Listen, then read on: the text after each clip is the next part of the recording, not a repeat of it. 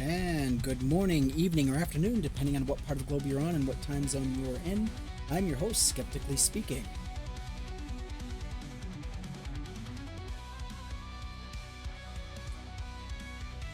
Yes, I've got plenty of sparkling water. It is a swamp out here. It is literally a swamp. It is been so hot. um, I it, sympathize. It is boiling here as well. and could you go ahead and introduce yourself to the rest of the crew? For some reason, you were muted. I had you muted the entire time. I apologize. Oh, that is okay. Hey everyone, I am your co-host, Sweet Pea from across the pond. How are you all this evening? I apparently I'm not doing as well as I thought I was. That is okay. That is Oh my okay. God. We will Why? get through this together. Yeah. So, Would you like some of this to steady your nerves a little? what is that? Read that out to us. That is a Buzzball cocktail, chocolate teas. I don't think I am going to make it through this show drinking that. Nothing against it, but It is. that is a surefire way to It go is. bubble up, and pew. It is 13.5% volume alcohol. Okay. Yeah. We'll start the Sadly, show with a bang. I might as well be doing this show dry because no alky for me. A heavy Gotta topic. get up for work later. Oh yeah, heavy topic. Racism is expensive. Did you know racism is expensive? Yes. How expensive would you say racism is in the U.S.? Well, it wouldn't be just physically expensive, but it would be mentally expensive as well. Excuse me 1 second. How would you like to have 16 million? Excuse me. Let me back that up. $16 trillion. How would you like to have that in your pocket right now? I would love that. There's so much good that I would be able to do with that money. $16 trillion.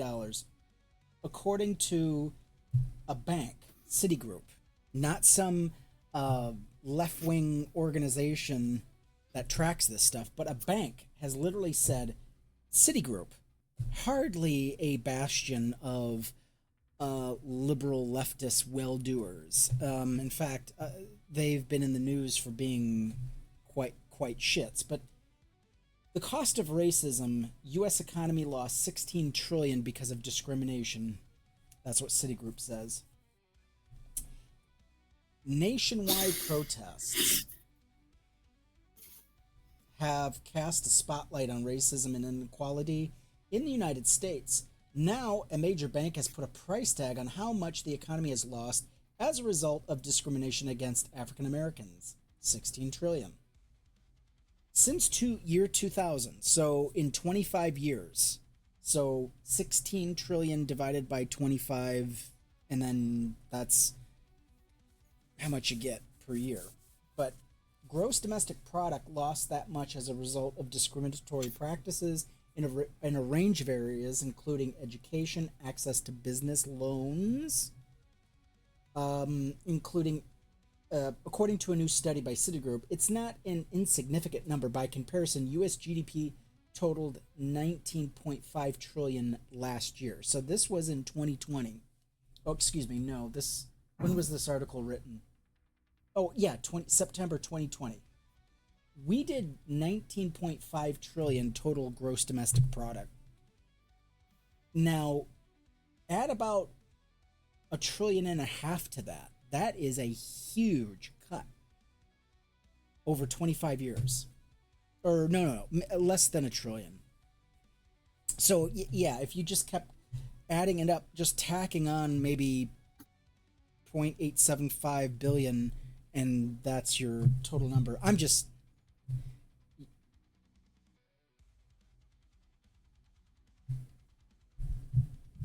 okay. All right. So, and not acting in reverse discriminatory practices will continue to exact a cost. Citigroup estimates the economy would see a 5 trillion boost over the next 5 years if the US were able to tackle key areas of discrimination against African Americans. That's maddening, isn't it? Quote, we believe we have a responsibility to address current events and to frame them with economic lens in order to highlight the real costs of longstanding discrimination against minority groups, especially against black people, and particularly in the U.S., wrote Raymond J. McGuire, a vice chairman of the bank and the chairman of its banking, capital markets, and advisory team. Wall Street itself also faced accusations for years of discriminatory practices against African Americans, such as limiting approval for mortgages and not providing enough banking options in minority neighborhoods, which are among the damaging actions identified by Citigroup researchers. What's interesting to me is they know the problem and they're doing fuck all themselves. They're not fixing the problem that they are aware of. Isn't that wild? It's like it's almost as if corporations have to be forced to do the right thing. Who knew? They're disgusting. What they don't seem to realize is sadistically,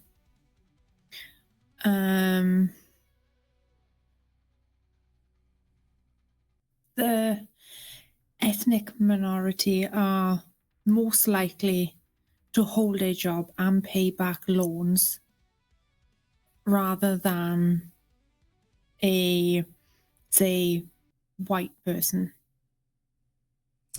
Well, yeah. And the thing is, we know of the practice of red line districts.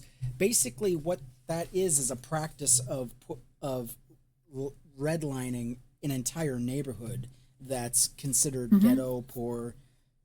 That's where most of the black people are. And that is how banks were able to discriminate. If you lived in a certain zip code, you were automatically not approved for loans. And we knew this was going on. That is so sad. Since year 2000, it was going on back in the 60s, 70s, 80s, 90s. Now, span that 45, 65, 75 years.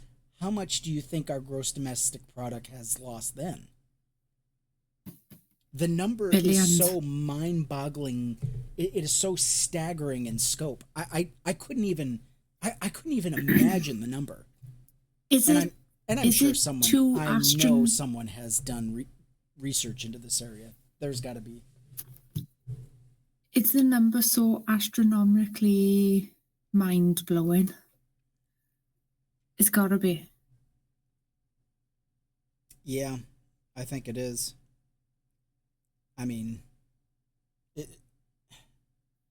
here, 13 trillion lost in potential business revenue because of discriminatory lending to African American entrepreneurs, with an estimated 6.1 million jobs not generated as a result. People are, you know what's amazing? The video we did last night about the fascist nitwit fuckwit Nazis complaining about the lack of jobs.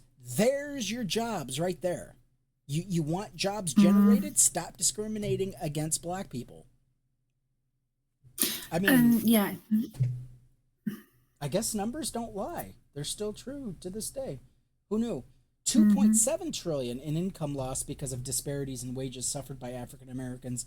218 billion lost over the past 2 decades because of discrimination in providing housing credit. That's just housing.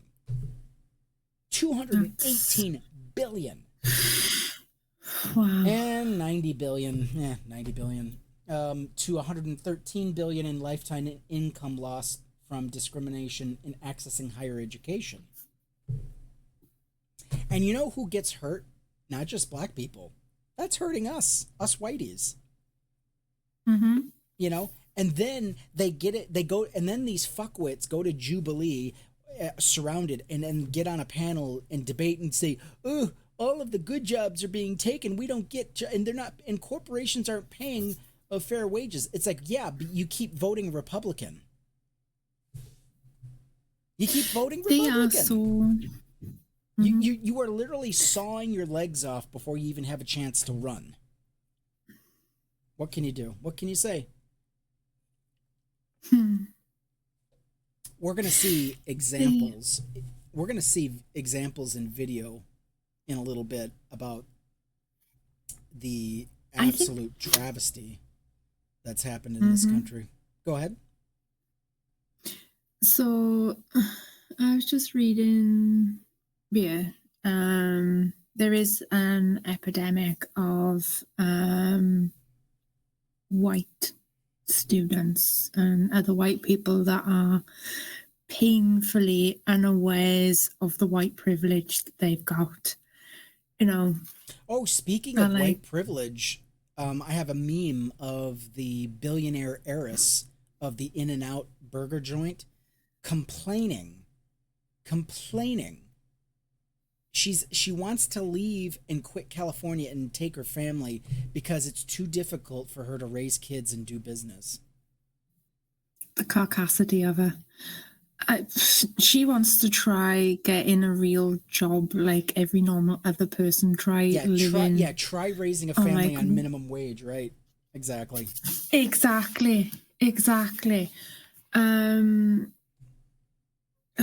I wonder how she pays her workers. Do you think they get fair wages? I highly doubt it. Do you think they're getting paid living wages? No. I think she's paying them a pittance. Like every other corporation. And I bet you every other company. Yeah. And I bet you most of them are having to get public benefits. They're having to get welfare just to stay alive, just to stay afloat. Yeah. Either that or they've been forced. The taxpayer have to subsidize their lack of paying a living wage. Isn't that amazing? Yep. Let's listen to a video. And I wouldn't be... Go ahead. I was just going to say, I wouldn't be surprised if some of them as well are not only getting like substitute checks. I bet some of them as well are having to get like a second or a third job just to try and pay bills. Oh, and that please, is still not enough. Do not misunderstand me. I am not begrudging them having to get welfare. Oh no, I know. And the fact that they have to is an indictment on this country. Absolute indictment. It's shameful. Shameful that that the corporations in this country refuse to pay living wages, but they've got money to pay their CEOs Uber dollars. They have money to buy back their stocks. They have money to play around in the stock market. You know, and then when they lose billions, it's cost of doing business. It's no thing. Okay, let's go ahead and watch this video here.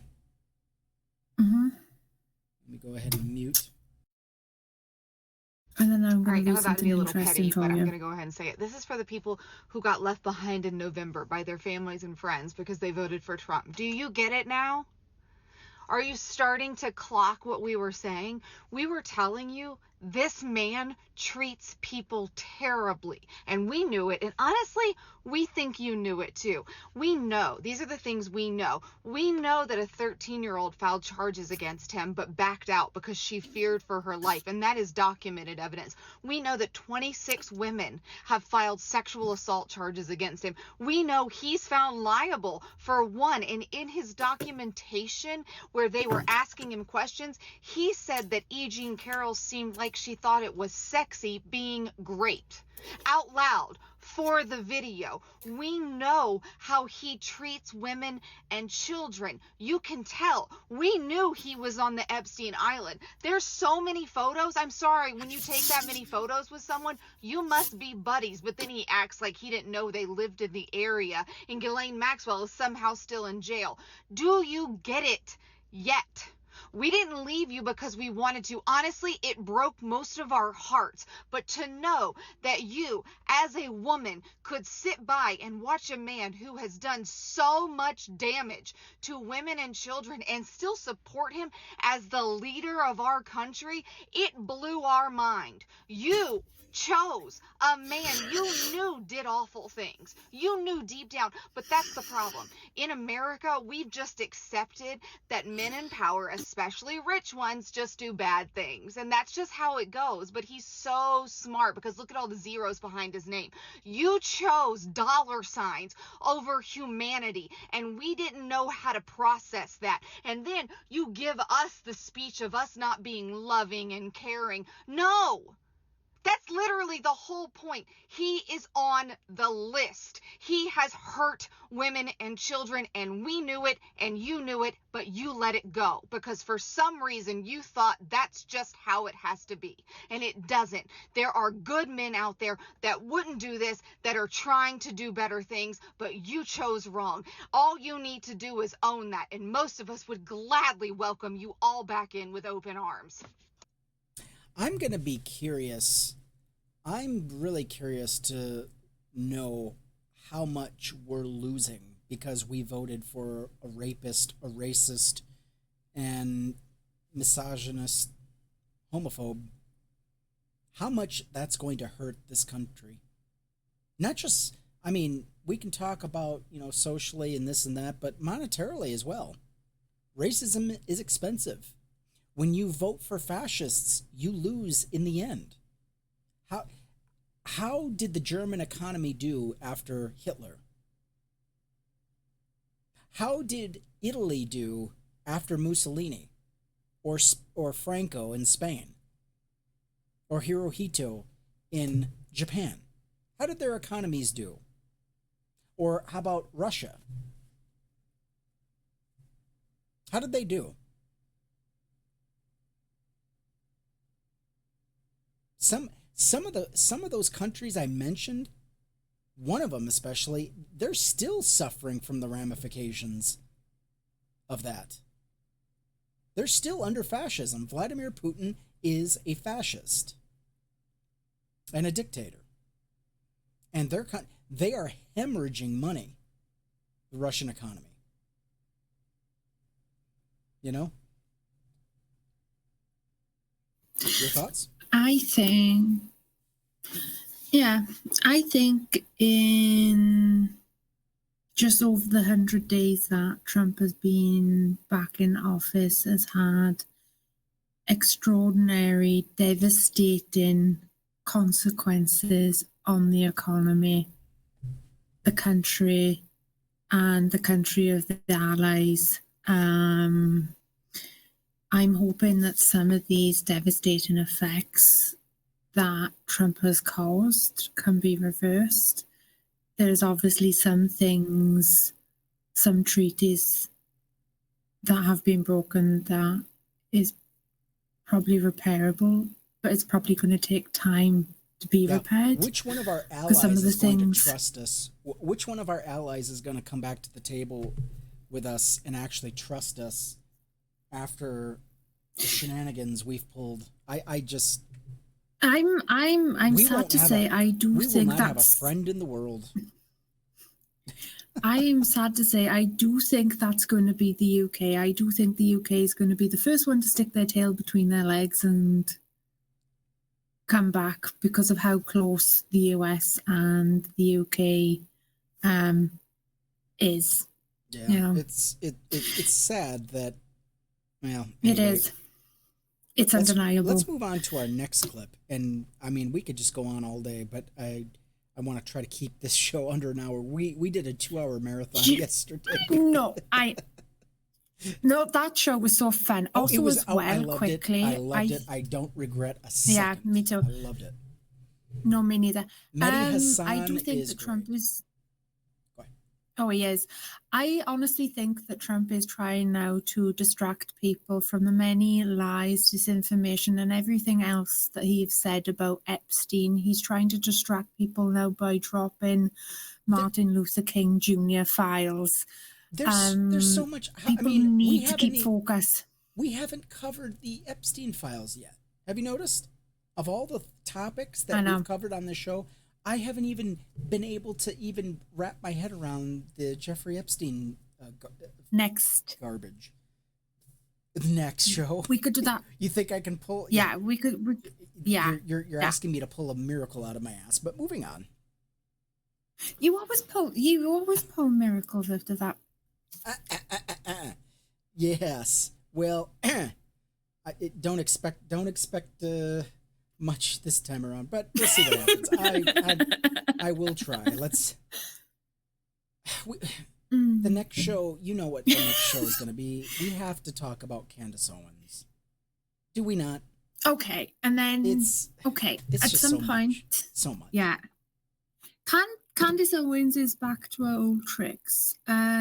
Because she lacks the wit and the intelligence of other people, she resorts to going to insults, name calling, and misgendering people. She's the female David Icke. Yeah. I mean, Yeah. let's not talk about it in this episode, but I tell you, when we dive into it, this I can't think of anything worse than diving into Candace Owens. It's like she's 12. You know. Yeah. Anyway, moving on. We got to get to these videos. 'Cause Let's not there's digress. so much. I live in rural Arkansas. And if you don't understand why people in rural Arkansas or rural America vote Republican. I follow her on TikTok. I try to okay. get her posts, but she's a U.S. veteran. Her husband is a U.S. veteran. She runs a farm, and yeah, she's got. I didn't realize she was in Arkansas. I thought maybe she was in Pennsylvania. She doesn't sound Arkansas. You know what I mean? But she lives in rural Arkansas. That is mind-blowing. I don't know how she gets through her day. Let's continue. It's because of fear and jealousy. Jealousy that somebody has it better than they do. That they work their asses off, and most of them do. More education, because the education here is at the bottom of the tier. Maternal mortality, low. Education, low.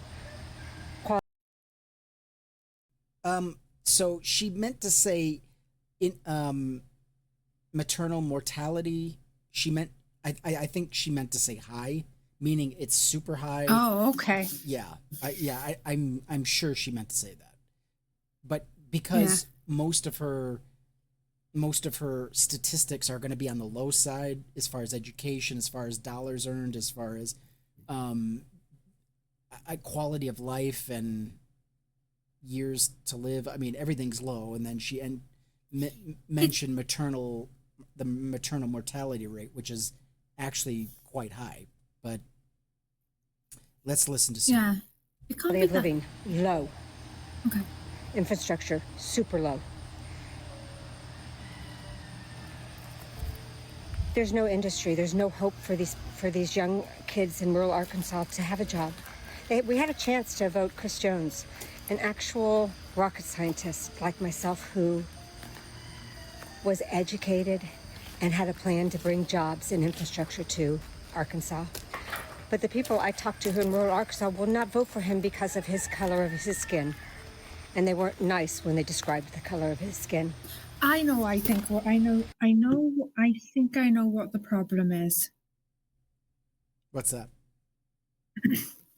She is speaking so slowly because she is carefully thinking what she is going to say next. That's why she is sounding the way that she is sounding. Oh yeah. She is. Mm-hmm. She's trying to be very careful the way that she is phrasing things. That is why she's sounding the way she is. Yeah, but I mean, she doesn't sound like she doesn't sound like she's from the area. Let's just put it that way. Anyway, let's continue. Okay.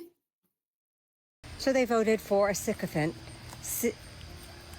Sarah Huckabee Sanders, who is treating this like her personal money bank. There is no infrastructure here. The roads are shit.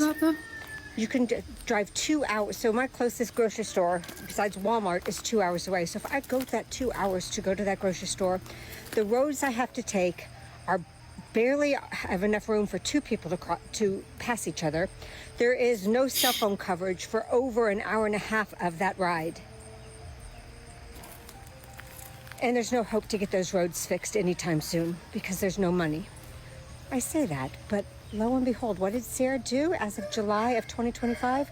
She has loaned and bought $55 million worth of Israeli bonds.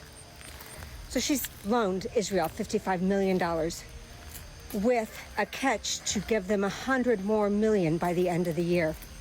When her people are fucking starving, they have no medical care. Hell, most In case you didn't hear that, she is loaning Sarah Huckabee Sanders is loaning Israel taxpayer dollars in bonds. She's purchasing Israeli bonds using taxpayer dollars. She started with 55 million with the promise to increase that by an additional $100 million.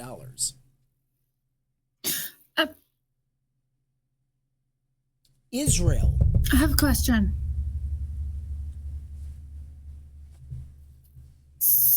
Are these people from Israel currently living in America, or is she sending the money over there? She's sending it there because these are in the form of bonds. Okay, so she's sending it to the government of Israel. Yeah, not U.S. bonds. Not U.S. bonds, Israeli bonds.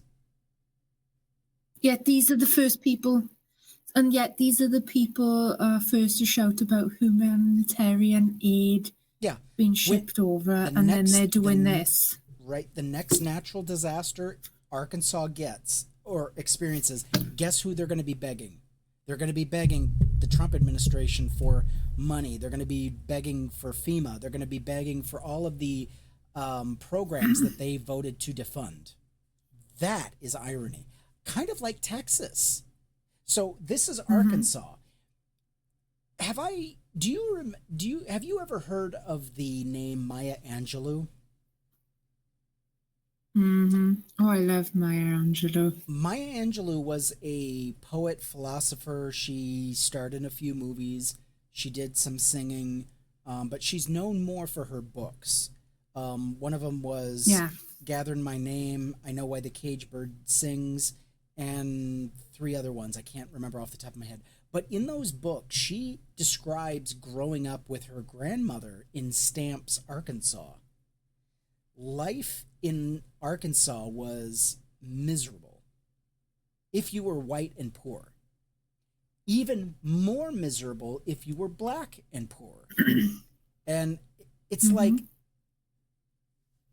Arkansas is still stuck in the 30s. It's like they've never left. They've added a Walmart or 2, or they've added traffic lights. It's 1930s with gadgets, and they can't even get cell service. How fucking embarrassing is that? You have money to send to Israel, but you can't invest $150 million in the infrastructure of your own state. Where's the disconnect? Is it me? She had a really hard life. Oh, she did. She did. Did you know that she spent 5 years of her life being mute? Mute? Oh, yes. As a child? Yeah. Yeah. After her mother's boyfriend raped her. That's right. Yep.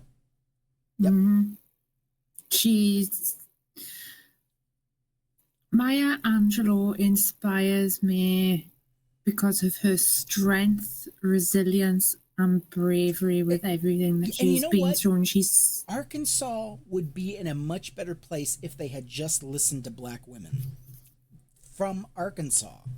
yeah. Mm-hmm. Black women have been Yep. screaming about this for years, for decades, for over a century. What the issues are, and it's like white don't listen, and this is why we have these issues. Let's continue. is. We gotta finish the rest of this. I know. Say that, but I want to lo order and that behold, book what did from Sarah Maya do as Angelou, of and July it's The of Rise. 2025? She has loaned and bought $55 million worth of Israeli bonds. So she's loaned Israel $55 million with a catch to give them 100 more million by the end of the year. When her people are fucking starving, they have no medical care. Hell, most teenage girls here are living at home pregnant with their moms. And they're living at home with their moms and their boyfriends. Because that's how rural America lives. There's nothing for these kids to look forward to. So why would they ever vote Republican? Because that's what they're told to do. $150 million would go a long way to feed, get medical attention. And that's not including all of the money that Sarah Huckabee Sanders has misspent in her administration. That's just a small pittance. It keeps adding up. See, this is what we keep telling you. Racism costs. It costs everyone. Not just who knew white people suffered from the consequences of their own actions. Amazing how that works. And up our so that our children here in Arkansas don't die in infancy and the mothers don't die in childbirth. And that is rural America. Fuck Sarah Huckabee Sanders. She is the worst governor at, okay, she's second. Our neighbor Texas Abbott is worse. Yeah. But she's a close second. Yeah. I have to agree. Can you imagine the damage that Greg Abbott could do to Arkansas if he were running it? But Arkansas would be no more. We were warned. And it's only going to Texas get is worse. nearly wiped out. Well, I won't say it's nearly wiped out, but there are certain counties that are they're getting decimated. Children are moving out. They're not moving back. They're leaving. There's just there's no there. There's no opportunity. There's no room for growth. There's nothing. Let's go ahead and play the next one. Okay. Do you know that Idaho, for some fucking reason, has the highest concentration of white supremacist groups in all of America? And I can tell you why. So I used to live in the Pacific Northwest, and as a result, I can tell you that Coeur d'Alene is the devil's armpit. That's where all the trash gets dumped. And the reason that area is the way that it is because in the 1970s, one of the co-founders of the Aryan Nations, named Richard Butler, bought a piece of land up there in Hayden Lake, Idaho, which is really close to Coeur d'Alene, something like. There is a Jude Law movie that he just came out with in 2023, where he plays an FBI agent who is investigating crimes committed by white supremacist groups in Idaho. And Butler's name came up. These were this was happening in the 80s, where these white supremacist groups were hitting banks. They were robbing banks and trying to send weapons to different chapters. And yeah, they were gearing up for a race war is what they were trying to do. And I think even Butler was trying to, so there were separatists. there were white supremacists that left his group because they thought he was too weak and too soft, and he wasn't really dedicated. So they went their own separate way. And I think Butler tried to easy. Now you're taking things too far, and now we've got the feds in our backyard, and I'm like, these motherfuckers. And so yeah, it Idaho is a bastion for white supremacists. It's Nazi heaven there. 40 acres where he built a white supremacist compound in order to train police officers, military, government officials, anyone who was interested, how to effectively be a white supremacist, both politically and militarily. That has remained a hot spot. In fact, at one point, the Southern Poverty Law Center was able to file a lawsuit and shut it down, but it seems like the land has reverted back into their hands. There is a rich history of white supremacy in North Idaho. The first time that I ever had a pew-pew pulled on me by a police officer was in Coeur d'Alene, Idaho. It's an experience I actually talk about in my book quite at length.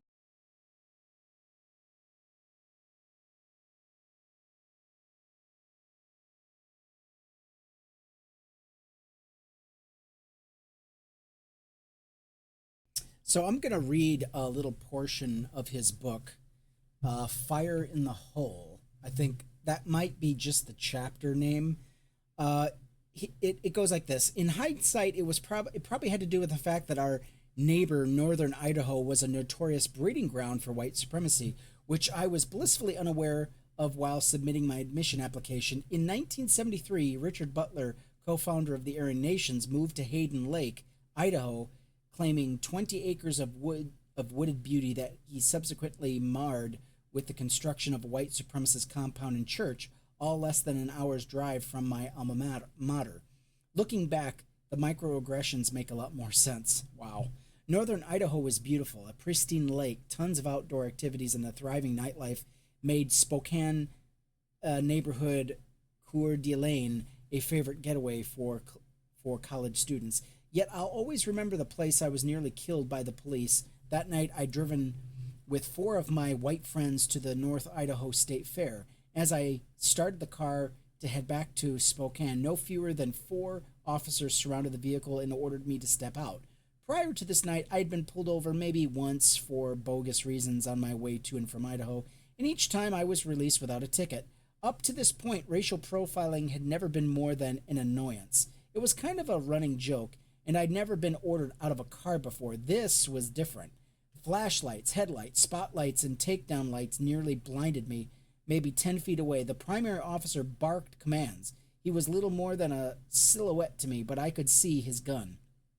I can still see it, drawn and aimed at my body, center mass. Years later, as a prosecutor, I would learn that blinding a suspect, referred to a wall of light, is a tactic used by the police to help disorient and incapacitate suspects, increasing officer safety. My questions were ignored, but they had lots for me. What's your name? Got any ID? Says here you're a student, i.e., we don't believe you. What are you studying? Got any other forms of ID? Where are you all coming from? Where are you all going? Yeah, I mean, it's just amazing. Just the absolute disgustingness of this, of what this guy had to go through.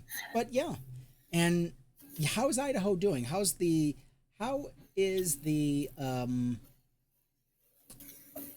quality of life of people living there?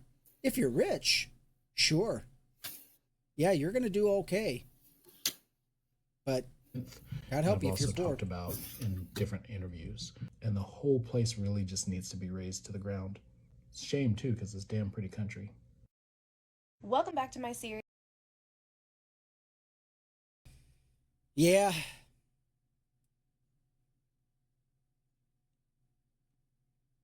That's amazing. So let's go ahead and go to Project Esther. Now this is racism with religion. This is racism mixed with religion. And I made a post, and I think I caught just a little heat from it.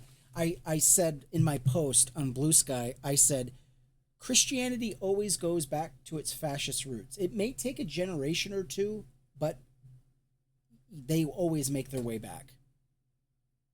And it was true in our family. Our grandmother would visit our independent fundamentalist Baptist church, and they thought it was a cult. They were like, we are walking into a cult. What is this? And she wasn't wrong.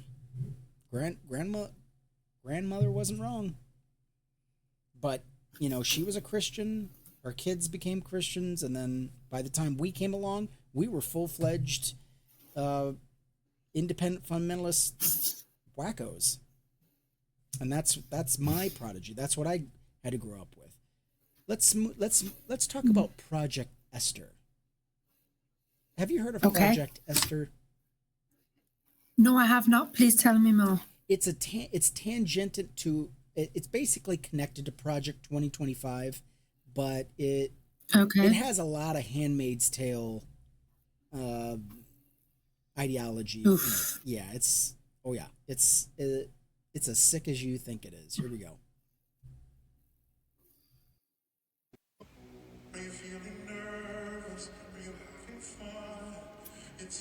Yes, Project Esther is true, and it's been written into the framework of Project 2025 for quite a long time now, but this is why we stop looking at the distractions.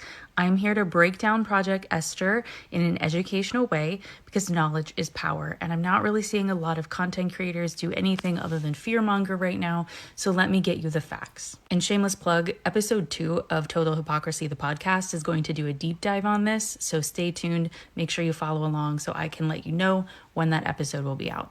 In order to understand Project Esther, you have to understand where the name comes from, how they are going to sell it to the American people. Now, this is based on the Bible. Specifically, this is a white Christian nationalist movement.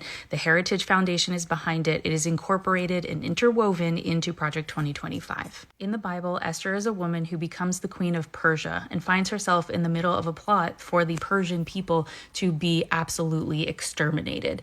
And she is the woman that intercepts the situation and saves them from that absolute genocide.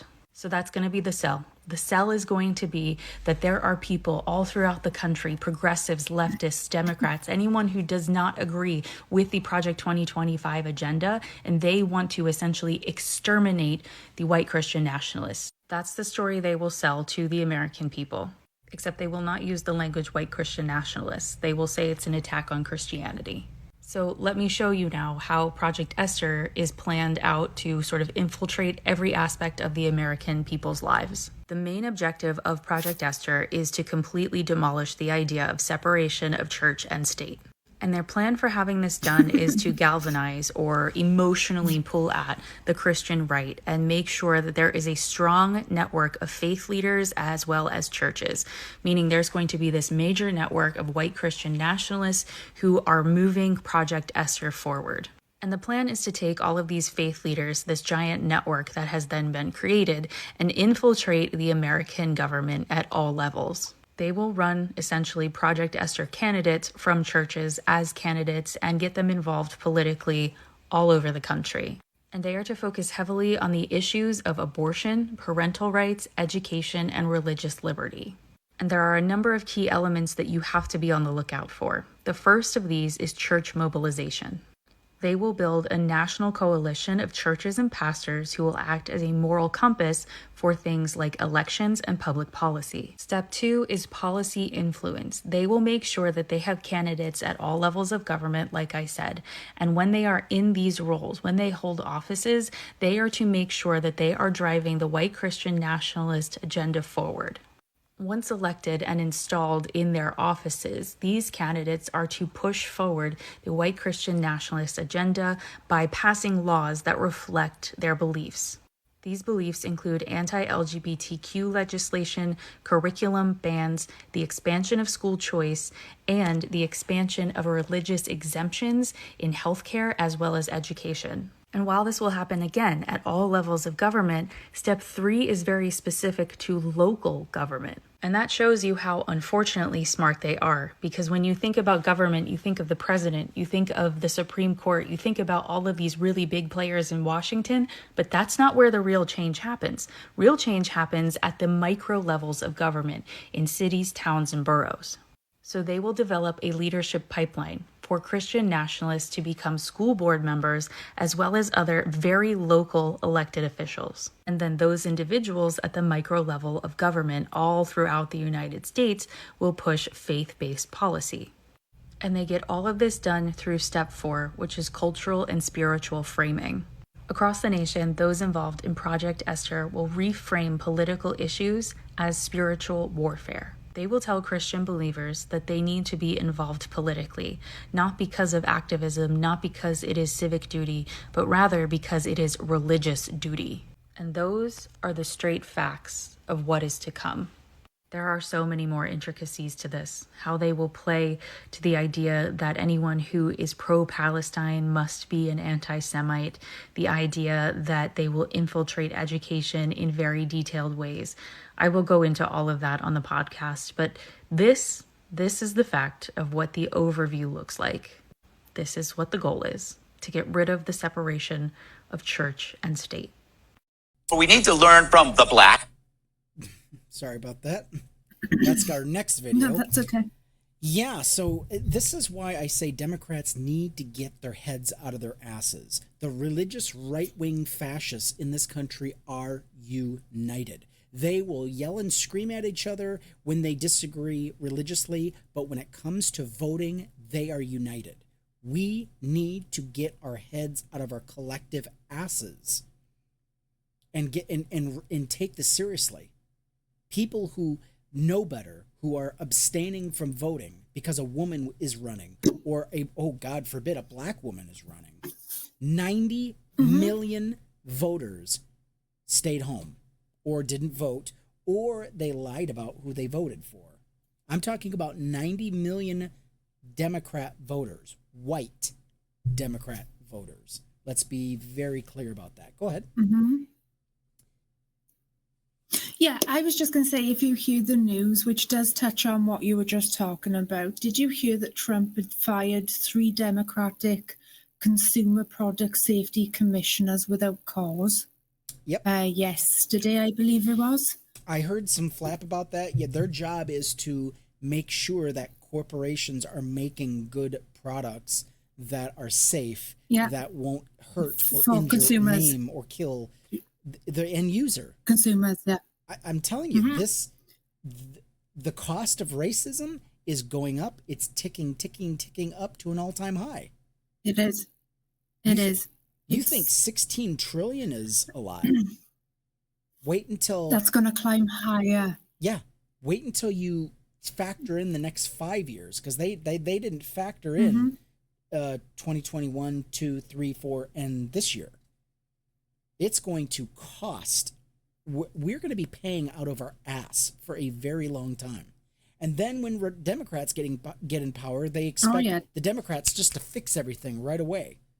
It's like, you guys still do not get it. You still don't get it. And I don't think we're going to get it. Let's listen to... I don't think they will. We're going to listen to a bunch of fools on Fox News. I'm very loath to play anybody from them. But... well, why the fuck not? We're here. Okay. To learn from the blacks.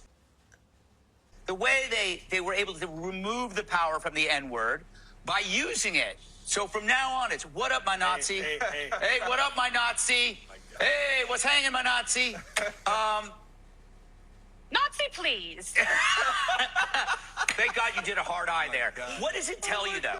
First off, you cannot compare people not liking you for your ideology with the brutalization that people face because of their phenotype and shared. So what did you think about that clever, pithy commentary on conflating the word Nazi to the N-word? I thought it was disgusting how these people are joking about something that happens so horrifically in history, how they can try and trivialize something so serious is absolutely sickening beyond words. I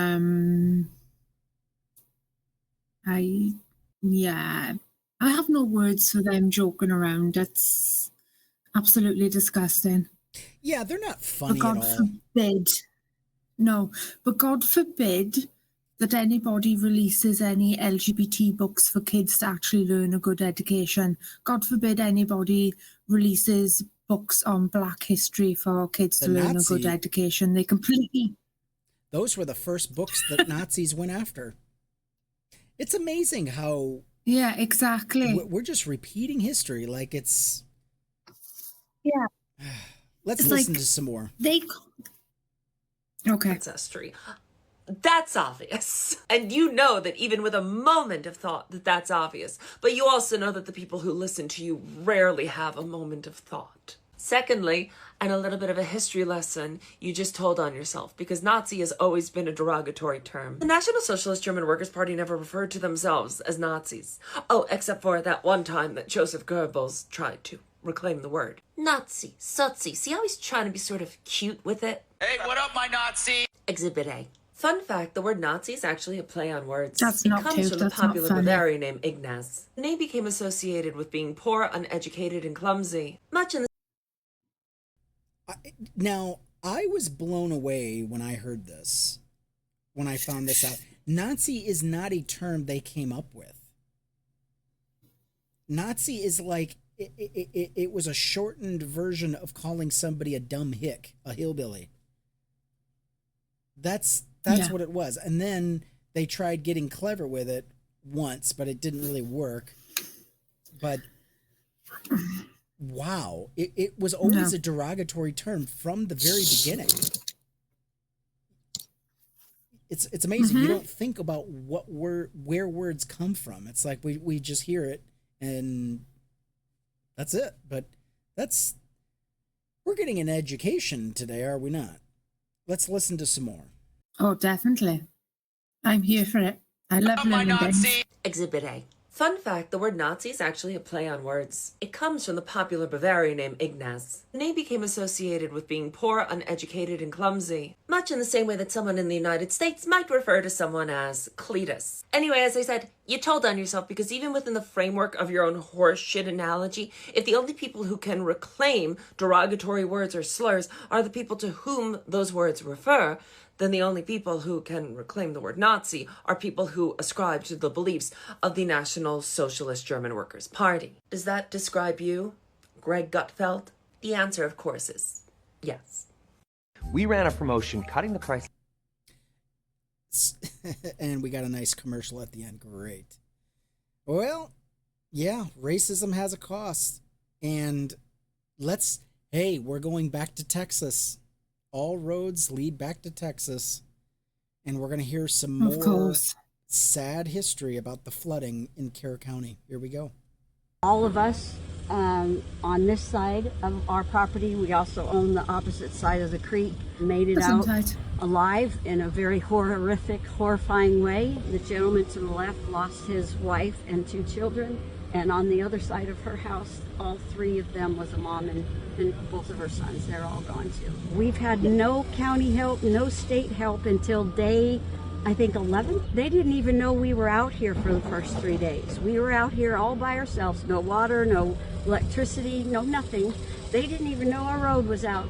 When we finally called and got a hold of somebody, they says, well, you guys have another outlet. And I said, no, we have one way in and one way out. Yeah. Well, I guess we'll get someone out there to look at that. Day 11. You live somewhere, you pay your taxes, and this is what you get in the end. If we're counting on the county, it could be here for months. And this was self-inflicted too.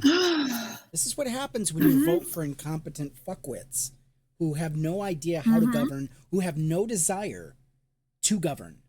They don't care. No, exactly. You know, they just care about their ideology, and it's, you know, what we want, and we're going to run our county government with conspiracy.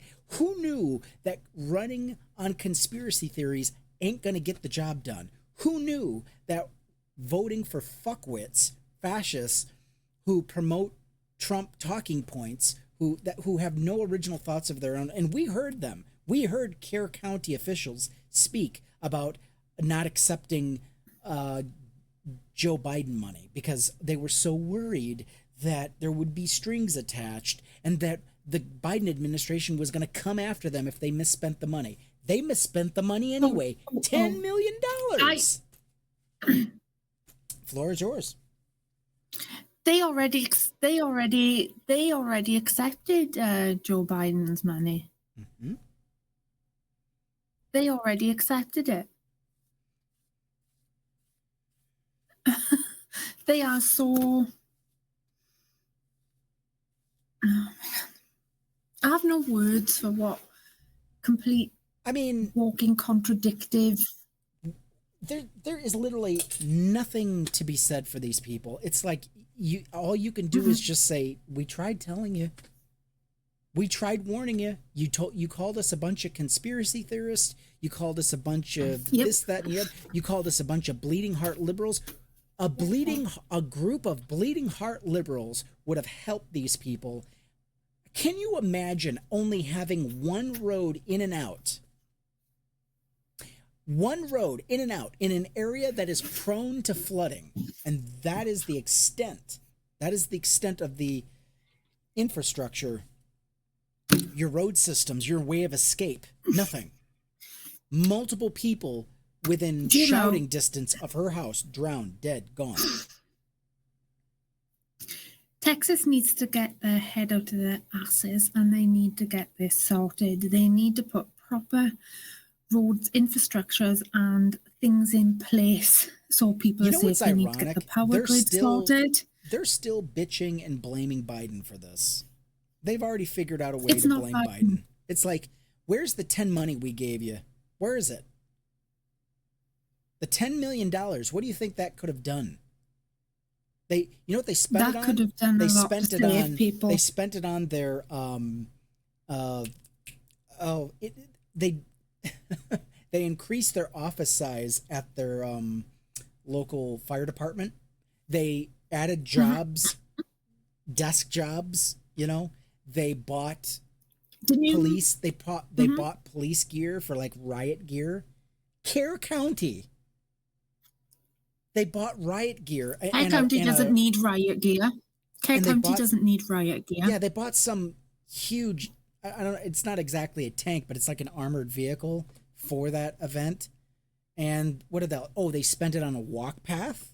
They made a walk path with the money. Like, oh, that's great. Like, that's. Wouldn't have they been better to actually spending that money? What it was meant to do is put proper like weather warnings in place and maybe put up an actual cell tower so people can get a cell phone service. Oh yeah, imagine that. Place. Imagine having cell service where you live. There were people in certain places in Kerr County who didn't even have cell service. Imagine that. Exactly. They should have that money was allocated for a specific purpose. They should have put that money towards what it was supposed to go to.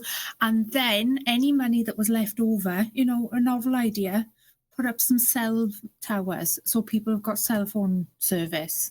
It's not that hard. It's not rocket science.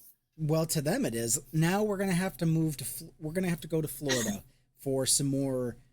You want to talk about costly? You watch these next two videos and you tell me what the cost is. Did you For the first time, a man who was seen Florida? on video getting beaten during a traffic stop back in February is speaking out.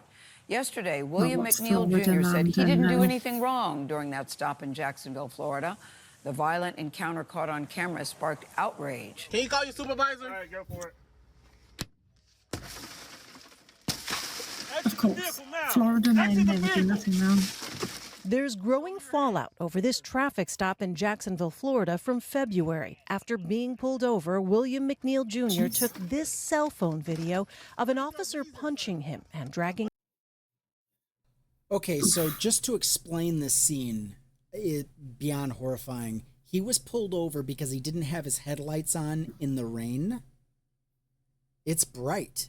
It's not dark. The sun is still in full blazing glory, and he got pulled over for not having his lights on. There are multiple police officers just surrounding his vehicle. And they have now smashed through his window.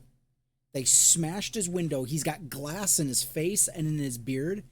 A hand reaches in, punches him right in the side of the face. Bam! Hits him. And then, now they're about ready to drag him out of the vehicle. Here we go. Him out of his car before arresting him. On Wednesday, McNeil spoke publicly for the first time. His tooth is I just really wanted jagged. to know, like, that's when the why I cop was getting hit him pulled again. over and why I needed to step out the car when I knew I didn't do nothing wrong.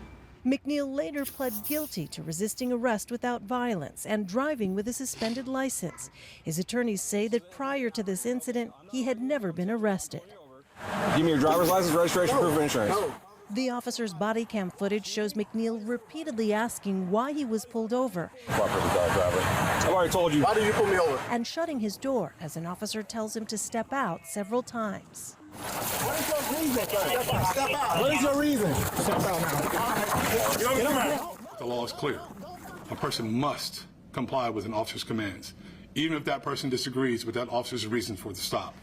Attorney Ben Crump represents McNeil. You cannot justify this. You cannot condone this. The sheriff should say very publicly that this does not reflect our training, our policies, and he should immediately terminate this officer. McNeil's attorney said the family is considering filing a lawsuit over the stop. The Jacksonville Sheriff's Office said that the officer seen punching McNeil was, quote, stripped of his law enforcement authority and, quote, pending a review. But the state attorney's office has already determined that none of the officers involved violated criminal. He needs to be fired and charged, not stripped of his badge. Yeah, well, stripped of his badge. I mean, stripped of his authority. What does that even mean? He still gets his badge and gun, but he's stripped of authority. Whatever. This is Florida, and no, it just means that they've probably taken the fact that the sheriff couldn't even say this is against our training. This should never have happened. Smashing the guy's window in his face and then punching him in the face, dragging him out. While his hands are behind him, the white officer punches him, gives him an uppercut right in the chin, and that I think is what chipped his tooth, because he's missing half a tooth now, and he's got a concussion on top of that. Yeah, I'm telling you, I am sick and tired of the taxpayers having to pay for this for this horrible, disgusting behavior of cops. Nazis with badges is what we should start calling them. They're not police officers. They're not here to protect and serve. Fuck them. No, they're not. Number one. Number two. That we need to stop. We need to stop forcing the taxpayers to pay the tab. Start taking it out of their pensions. Start taking it out of their retirement. Take their houses. Take whatever slush funds they have. Take their car if they can't afford it. Make them suffer for the consequences of their actions, and you guess what will happen? What do you think would happen if we started doing that?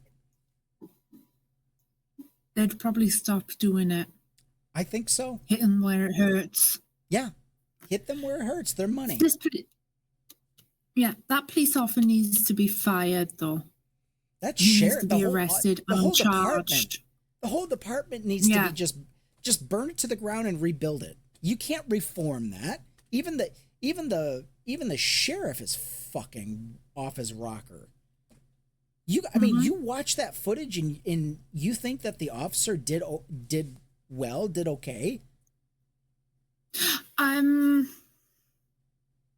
might be stating the obvious here, but I could hear the footage. But there's more. There's another one.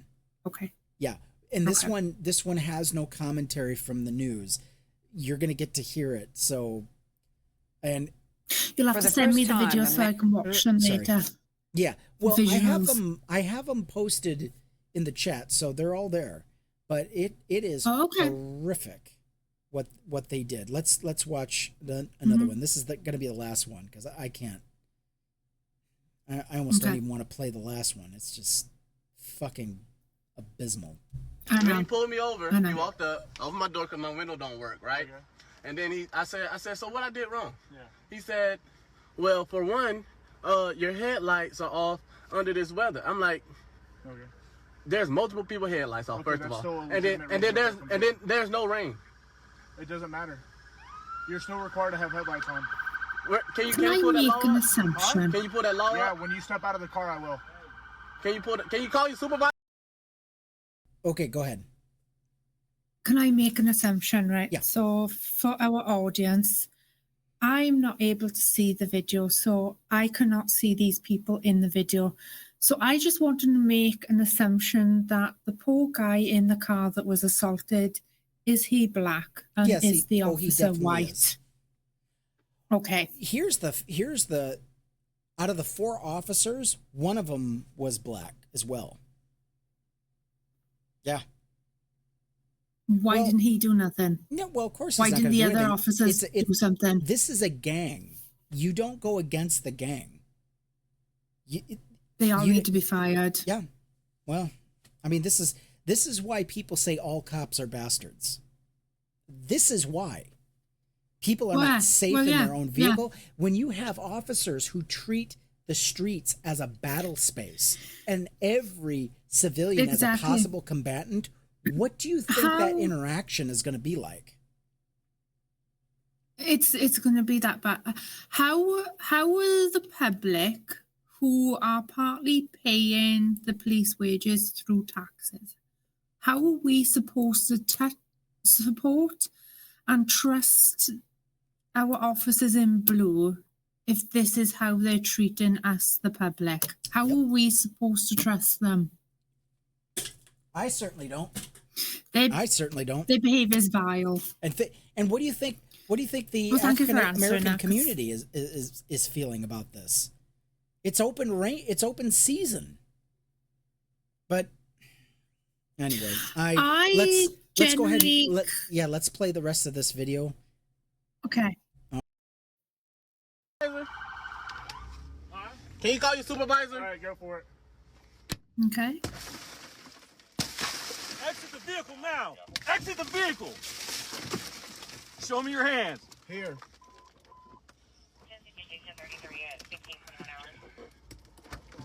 I'm here. What is your reason, sir? Step out. What is your reason? Step out now. All right. No, don't. He should have never gone through that. Put your hands on your back. Put your hands on your back. That officer's got no right. No right treating anyone like this. And that's that. What do you think that's going to cost? Racism is expensive, but it's not expensive enough. It's not costing enough. Clearly, all the wrong people are getting hit by the price tag. We need to start applying the cost to the people that would actually get hurt by it. The people that they would actually be motivated to do something differently. Like I said, go after their pensions, go after their savings, go after their home, go after their vehicle, whatever you have to do to be whole. And I guarantee you this stops overnight. I just have one more thought on it before we finish there. I do think racism is expensive, not only emotionally, not only economically and socially. The cost isn't just personal, it's systemic.